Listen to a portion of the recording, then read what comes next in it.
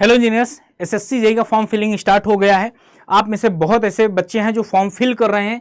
Fill करने के साथ साथ उनके दिमाग में बहुत ज़्यादा डाउट्स हैं कि सर हमारे पास 2 ईयर का एक्सपीरियंस सर्टिफिकेट नहीं है, या कहीं ऐसे जगह से बनवा लिए हैं जो एग्जिस्ट ही नहीं करता। समझिएगा बहुत ध्यान से। या अभी पास आउट हुआ हूं सर, मैं कैसे क्या फॉर्म भरूं, मेरे पास तो 2 ईयर का है लेकिन मेरे पास जुगाड़ है, मैं बनवा सकता हूं। तो कहीं ऐसा ना हो जाए कि आप फंस जाएं, आपको प्रॉब्लम खड़ी हो जाए।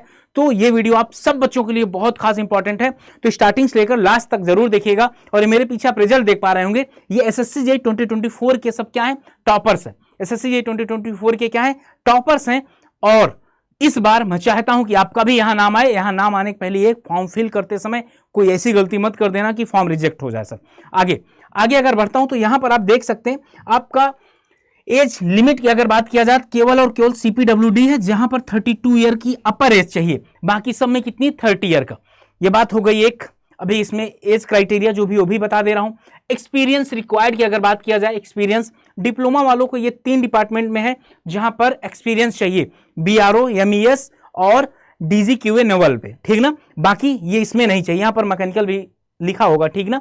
सीडब्ल्यूसी इसमें क्या होगा, ब्रह्मपुत्रा में, इसमें भी अपर एज जो है आपका 30 ईयर क्राइटेरिया, और यहां पर एक्सपीरियंस नॉट रिक्वायर्ड है। अब यहां पर 2 वर्ग के बच्चे होंगे। एक ऐसे बच्चे होंगे जो अभी डिप्लोमा पास किए हैं, तो एक एक पॉइंट पर ध्यान दे रहा हूं मैं, बड़े ध्यान से देखिएगा। यहां पर जो अभी बच्चे डिप्लोमा पास किए हैं, क्या जो अभी बच्चे क्या पास किए हैं, डिप्लोमा जस्ट पास किए इसी साल, तो भाई आप केवल इसके लिए एलिजिबल हो, केवल इन दोनों पोस्ट के लिए एलिजिबल हो। याद रखिएगा, पोस्ट तो ज्यादा है, मतलब सीपीडब्ल्यूडी हो गया, सीडब्ल्यूसी हो गया, एनटीआरओ हो गया, इतनी पोस्ट के लिए एलिजिबल हैं, इस पोस्ट के लिए एलिजिबल नहीं है सर, ठीक है ना। तो अब आप ये गलती मत कर लेना कि कहीं आपका जुगाड़ हो और आपने बनवा लिया, भाई फंस जाओगे आप। पता कैसे, आप अगर 2024 में पास आउट हो, अब 1 साल का ही होगा, आपने कहीं से बैक डेट से बनवा दिया कि नहीं हम कॉलेज में पढ़ रहे थे तभी जॉब भी कर रहे थे, भाई वो नहीं माना जाएगा, केस हो जाएगा। और आपको पता है एसएससी इसमें बहुत हार्ड डिसीजन ले रहा है, बच्चों के फेवर में तो एक भी डिसीजन नहीं ले रहा। सारे पॉइंट बहुत अच्छे तरीके से समझिएगा। तो आपसे रिक्वेस्ट है कि ठीक है, आप इस बार फॉर्म भरिए, अच्छे तरीके से मेहनत करिए। अगर ये क्वालिफाई हो जाता है इनमें से तो ठीक है, वेल डन। अगर नहीं होता तो आप एक काम करिए, अगले साल फिर ट्राई करिएगा, लेकिन वो तैयारी तो आपकी बहुत अच्छी होगी। साथ में जिनका डिप्लोमा अभी हुआ ना कहीं किसी जहां पर कंस्ट्रक्शन चल रहा है, उनसे बात कर लीजिए कि आपको एक्सपीरियंस काउंट होने लगे अभी से, जो फेक हो। फेक का मतलब क्या सर, फिर से सर, फेक हो। फेक का मतलब कहीं ऐसी जगह मत करिएगा जहां पर आपने बोल दिया उसे भाई मेरा रजिस्ट्रेशन अपने यहाँ कर लो, ऐसा नहीं। आप उनसे डायरेक्टली बात करिए कि सर मेरा अपने यहाँ रजिस्ट्रेशन कर लीजिए, मुझे सैलरी दीजिए ना, मुझे सैलरी नहीं चाहिए, आपके यहाँ रजिस्ट्रेशन होना चाहिए, फेक नहीं होना चाहिए, ठीक ना। कि बाद में आपने 2 साल बाद उससे मांगा तो ऐसे फर्जी पेपर में लिख के दे दिया, वो माना नहीं जाएगा। ओके, तो यहां पर आप लोग क्या करिए, अभी से अपना कहीं ना कहीं रजिस्ट्रेशन करवा के अपनी पढ़ाई करिए। बस मेरे कहने का मतलब ये है, अगर आपके पास एक्सपीरियंस है तो एक्सपीरियंस सर्टिफिकेट है 2 ईयर का, तो भाई उसको आप सब ब्रांच के लिए एलिजिबल है, सारे ब्रांच के लिए एलिजिबल है। अगर मैं बात करूं डिप्लोमा के लिए, अगर मैं बात करता हूं डिप्लोमा के लिए, अच्छा कुछ बच्चे यहाँ फेक के नाम पे वो हो जाएंगे। अब भाई फेक का मतलब ये है कि कहीं आपने ऐसे बनवा लिया कि भाई बना दो, उसने बस फर्जी लिख के दे दिया आपको, हाँ 2 ईयर का डिप्लोमा एक्सपीरियंस सर्टिफिकेट है आपका। लेकिन भाई जब वहाँ से अगर कॉल वेरिफिकेशन जाएगी और अगर उन्होंने मना कर दिया ना, देन आपको दिक्कत हो जाएगी, फिर एसएससी हरदम के लिए बैन करता है। ओके, यहाँ पर और एक चीज़ बता दें, एज क्राइटेरिया, एज लिमिट के बारे में अगर मैं बात करता हूँ, सबसे बड़ी बात इन्होंने इस बार एक बहुत बड़ी गलती किया है, मैं तो इसको गलती ही मानूंगा। गलती ये है कि यार ये जो एज क्राइटेरिया काउंट कर रहे हैं ना, 1/1/2026 से काउंट कर रहे हैं। अरे भाई फॉर्म अभी आया है, आपको करना चाहिए क्या, 1/1/2025, 1/1/2025, ठीक ना, 1/1/2025 होना चाहिए। अब सर यहां पर उन बच्चों के लिए थोड़ा सा दिक्कत खड़ी हो जाएगी जो आखिरी पड़ाव में थे, जिनका ये था कि यार एक बार और एसएससी जेईई का फॉर्म दे लेते हैं, फॉर्म फिल कर लेते हैं, पेपर दे लेते हैं, शायद हो जाए। लेकिन ठीक है भाई, अब सिंपल सी बात है, अगर कोई चीज अच्छा तो कोई चीज बुरा भी होगा। यहां पर जैसे कि आपका एज क्राइटेरिया जनरल की कैटेगरी का बता रहा हूं ये, ओके, 2/1/1996 से बाद पैदा होना चाहिए, और इसके पहले 1/1/2008 के पहले। अब यहां पर जैसे ओबीसी का 3 साल कम कर दीजिए, 2/1/1993 ओबीसी का हो जाएगा। ओके, तो इस तरीके से आपका एज रिलैक्सेशन हो जाएगा।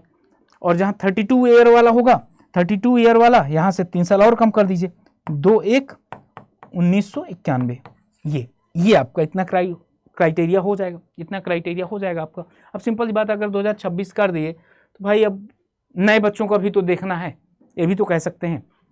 ठीक, तो यहाँ तक आप समझ में आ गए। आपका ये आप देख लीजिएगा, जितने भी बच्चे हैं अगर ना कैलकुलेट कर पाएँ तो कमेंट सेक्शन में बता दीजिए, हम कैलकुलेट करके आपको बता दूंगा।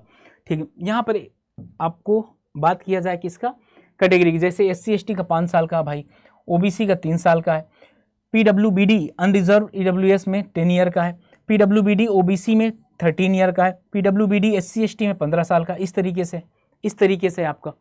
ओके, और एक चीज़ और ध्यान रखिएगा, अगर आप कहीं अभी करंट में जॉब कर रहे हैं तो उसका NOC चाहिए होगा, वो देख लीजिएगा, डिपार्टमेंट में बात कर लीजिएगा NOC देते हैं कि नहीं देते, और अगर नहीं देंगे तो यहाँ पर आपकी ज्वाइनिंग नहीं हो पाएगी, यहाँ पर आपकी क्या होगी, ज्वाइनिंग नहीं हो पाएगी।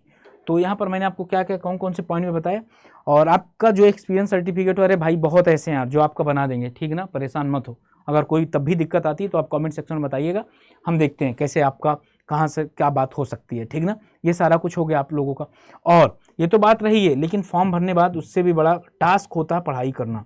तो पढ़ाई करने के लिए भाई अगर इस बार सिलेक्शन चाहिए आपको तो सिविल इंजीनियरिंग का CBT1 CBT2 आपका बैच, मैकेनिकल का ऐसे CBT1 CBT2 बैच, इलेक्ट्रिकल का आपका CBT1 CBT2 बैच, ये सारे बैचेज हैं जो कि 4 जुलाई से स्टार्ट हैं। कब से स्टार्ट है? 4 जुलाई से स्टार्ट है, 4 जुलाई से स्टार्ट है। सीटें यहाँ पर लिमिटेड हैं, जाओ फटाफट एनरोल कर लो जिनको अभी करना है एनरोल, क्योंकि सीट फुल हो जाएगी तो फिर 22 से 23 जुलाई से होगा, और तब तक देखोगे तो इनके 3 से 4 सब्जेक्ट खत्म हो चुके होंगे, क्योंकि एक फैकल्टी एक सब्जेक्ट पढ़ाएगा करंट पे। जैसे सिविल में 3 फैकल्टी 3 सब्जेक्ट हो गया, 3 नॉन टेक्निकल, 6 सब्जेक्ट आपके नियर अबाउट 5 से 6 सब्जेक्ट निपट चुके होंगे।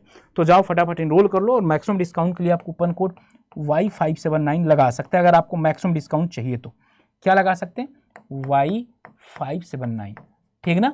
और अगर फॉर्म भरने में आपको किसी तरीके की प्रॉब्लम हो रही है तो आप ये टेलीग्राम ग्रुप है, यहाँ पर आप ज्वाइन हो सकते हैं। यहाँ पर आप बता सकते हैं सर ये प्रॉब्लम हो रही है, क्योंकि बच्चों से यहाँ डायरेक्टली इंटरेक्ट भी होता है, आप कभी कॉल भी कर सकते हैं। तो ये टेलीग्राम ग्रुप है, आप यहाँ पर ज्वाइन भी हो सकते हैं। आई होप आपको सारे पॉइंट्स मैं जो समझाने का प्रयास कर रहा हूँ था वो समझा दिया हूँगा आपको बहुत बढ़िया तरीके से। सारे पॉइंट्स नीट और क्लीन समझ में आ गए होंगे मैं क्या बताना चाह रहा था। तब भी अगर आपको कोई डाउट है तो कमेंट सेक्शन में बताइएगा। चैनल के अंदर नए हैं तो चैनल को सब्सक्राइब करना मत भूलिएगा। ओके, जय हिंद सर।